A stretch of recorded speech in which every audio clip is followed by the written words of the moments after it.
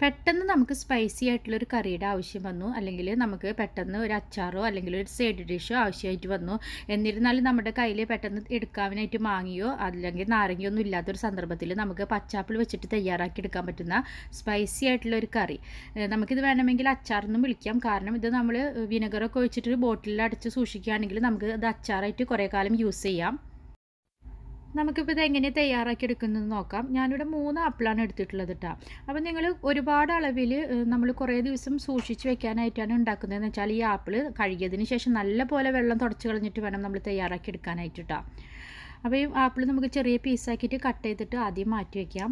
അപ്പോൾ നമ്മൾ ആപ്പിളൊക്കെ ഇവിടെ കട്ട് ചെയ്ത് മാറ്റി വെച്ചിട്ടുണ്ട്. ഇനി നമുക്ക് മറ്റൊരു പാൻ സ്റ്റൗവിൽ വെച്ചിട്ട്, ഞാനിവിടെ നല്ലെണ്ണ തന്നെയാണ് ഉപയോഗിച്ച് കൊടുക്കുന്നത്. വളരെ കുറഞ്ഞ അളവിലാണ് ഉണ്ടാക്കുന്നതെങ്കിലും ഞാനിവിടെ നല്ലെണ്ണയാണ് ഇതിൽ ഒഴിച്ചു കൊടുക്കുന്നത് കേട്ടോ. അപ്പോൾ നല്ലെണ്ണ ഒരു 2 ടേബിൾ സ്പൂൺ അളവിൽ നല്ലെണ്ണ ഒഴിച്ചു കൊടുക്കുക. അതിലേക്ക് നമ്മളിപ്പോൾ വെളുത്തുള്ളി 1 കുടം തൊലി കളഞ്ഞിട്ട് മുറിക്കാതെ തന്നെ മുഴുവനായിട്ട് ഇട്ട് കൊടുക്കുകയാണ്. ഇനി നമുക്ക് വേണ്ടത് കുറച്ച് ഉണക്കമുളകാണ്. അപ്പോൾ 4-5 ഉണക്കമുളക് കഴുകിയിട്ട് അതും ഇട്ട് കൊടുക്കുക. അതേപോലെ തന്നെ നമുക്ക് നെടുകെ കീറിയിട്ടുള്ള പച്ചമുളകും നമുക്കൊരു 4-5 എണ്ണം വേണം. പിന്നെ കറിവേപ്പില ഉണ്ടെങ്കിൽ 2-3 തണ്ട് കറിവേപ്പിലയും കൂടി ഈ സമയത്ത് ഇട്ട് കൊടുക്കാം കേട്ടോ. അപ്പോൾ ഇതിൽ കുറച്ച് വെള്ളമുണ്ട്, ഞാൻ മുളക് കഴുകിയത് കൊണ്ട് അതാണ് പൊട്ടിത്തെറിക്കുന്നത്. അപ്പോൾ വെള്ളം ഇല്ലാണ്ട് ഇട്ട് കൊടുക്കാനായിട്ട് ശ്രദ്ധിക്കുക. ഇനി ഞാൻ ഇതിലേക്ക് ഒരു 1/2 ടേബിൾ സ്പൂൺ അളവിൽ ഇഞ്ചി പേസ്റ്റ് ഇട്ട് കൊടുക്കുന്നുണ്ട് കേട്ടോ. ഇനി നമുക്കിത് നന്നായിട്ടൊന്ന് വഴറ്റി കൊടുക്കുക. ഇനി വെളുത്തുള്ളിയുടെ കളറൊക്കെ ഒന്ന് മാറുന്ന സമയത്ത് നമുക്കിതിലേക്ക് മറ്റുള്ള ഇൻഗ്രീഡിയൻസ് ഒക്കെ ഒന്ന് ചേർത്ത് കൊടുക്കണം. അപ്പോൾ വെളുത്തുള്ളിയുടെ കളറൊക്കെ ഇവിടെ ഒന്ന് ചെറുതായിട്ട് മാറി വന്നിട്ടുണ്ട്. ആ സമയത്ത് നമുക്ക് ഫ്ലെയിം നല്ലപോലെ കുറച്ചിട്ട് 2 ടേബിൾ സ്പൂൺ മുളക് പൊടി ചേർത്ത് കൊടുക്കാം. പിന്നെ 1/2 ടീസ്പൂൺ അളവിൽ നമ്മൾക്കിവിടെ മഞ്ഞൾപ്പൊടിയും കൂടി ചേർത്ത് കൊടുക്കാം. പിന്നെ 1 ടീസ്പൂൺ അളവിൽ ഉലുവപ്പൊടിയും അതേപോലെ തന്നെ 1 ടീസ്പൂൺ അളവിൽ കായം പൗഡറും കൂടി ഞാനിവിടെ ചേർത്ത് കൊടുക്കുന്നുണ്ട്. ഇനി നമ്മളിപ്പോൾ ഫ്ലെയിം നല്ലപോലെ കുറച്ചിട്ടേക്കാണ് കേട്ടോ. അപ്പോൾ പൊടികൾ ഇട്ട് കൊടുക്കുന്ന സമയത്ത് ഫ്ലെയിം നല്ലപോലെ കുറയ്ക്കണം. നമുക്ക് വേണമെങ്കിൽ സ്റ്റൗവിൻ്റെ ചൂട് മാത്രം മതി. ഫ്ലെയിം വേണമെങ്കിൽ ഓഫാക്കിയിട്ട് സ്റ്റൗവിൻ്റെ ചൂടിൽ നമുക്കൊന്ന് റോസ്റ്റ് ചെയ്തെടുക്കാം. അപ്പോൾ പൊടികൾ കരിഞ്ഞു കഴിഞ്ഞാൽ ഇതിൻ്റെ ടേസ്റ്റ് തന്നെ മാറിപ്പോവും. അതുകൊണ്ട് പൊടികൾ കരിയാതെ തന്നെ നമ്മൾ റോസ്റ്റ് ചെയ്തെടുക്കുക. അപ്പോൾ പൊടികൾ റോസ്റ്റ് ചെയ്ത് കഴിഞ്ഞാൽ നമുക്ക് വീണ്ടും ഫ്ലെയിം കൂട്ടിയിടാം. അതിനുശേഷം നമുക്ക് ഇതിലേക്ക് ഇനി ഒഴിച്ചു കൊടുക്കാനുള്ളത് വെള്ളമാണ്. അപ്പോൾ 3 ആപ്പിളൊക്കെ ആയതുകൊണ്ട് 1 കപ്പ് വെള്ളം മതിയായിരിക്കും. അപ്പോൾ 1 കപ്പ് വെള്ളം നമ്മളിവിടെ ഒഴിച്ചു കൊടുത്തതിന് ശേഷം ഈ വെള്ളം നല്ലപോലെ തിളയ്ക്കാൻ വെക്കുക. അപ്പോൾ ഇത് തിളച്ച് വരുന്ന സമയത്ത് ഇതിലേക്ക് 1 ടേബിൾ സ്പൂൺ അളവിൽ പുളിയുടെ പേസ്റ്റ് ഇട്ട് കൊടുക്കുന്നുണ്ട്. അപ്പോൾ പുളിയുടെ പേസ്റ്റ് ഇല്ലെങ്കിൽ നമ്മളൊരു 1/4 കപ്പ് വെള്ളത്തിൽ പുളി പിഴിഞ്ഞിട്ട് ആ വെള്ളം ഒഴിച്ചു കൊടുത്താലും മതി കേട്ടോ. പുളിയുടെ പേസ്റ്റും കൂടി ഇട്ട് കൊടുത്തതിന് ശേഷം നമുക്കിനി ഇതിലേക്ക് ചേർത്ത് കൊടുക്കാനുള്ളത് ഉപ്പാണ്. അപ്പോൾ ഉപ്പ് ഇതുവരെയും ചേർത്ത് കൊടുത്തിട്ടില്ല നമ്മൾ. അപ്പോൾ ആവശ്യത്തിന് ഉപ്പും കൂടി ചേർത്ത് കൊടുക്കുക.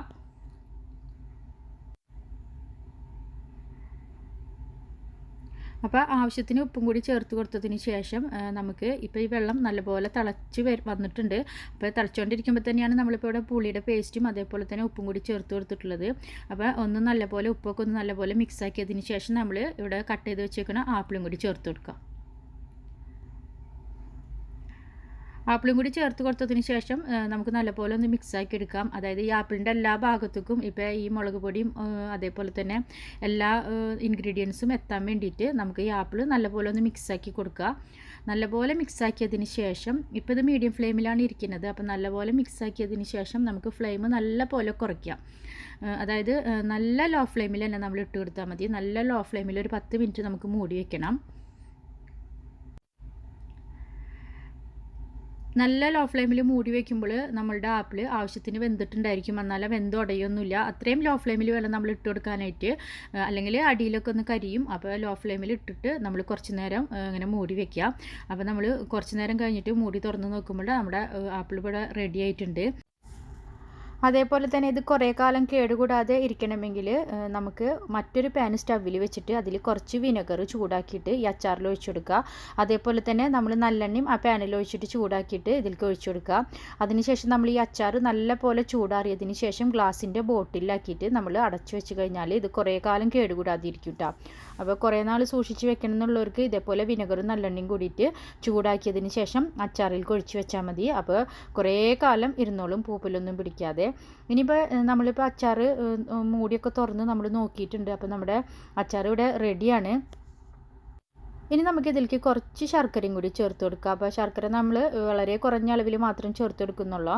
അപ്പോൾ മൂടി തുറന്ന് നമ്മൾ ആവശ്യത്തിനൊക്കെ വെന്തെന്ന് മനസ്സിലായി കഴിഞ്ഞാൽ ഇതിലേക്ക് നമ്മൾ വളരെ കുറഞ്ഞ അളവിൽ നമുക്ക് കൈകൊണ്ട് തന്നെ ചുരുങ്ങിയ അളവിൽ കുറച്ച് ശർക്കരയും കൂടി ചേർത്ത് കൊടുത്തതിന് ശേഷം നമുക്ക് നല്ലപോലെ ഇളക്കി യോജിപ്പിക്കാം.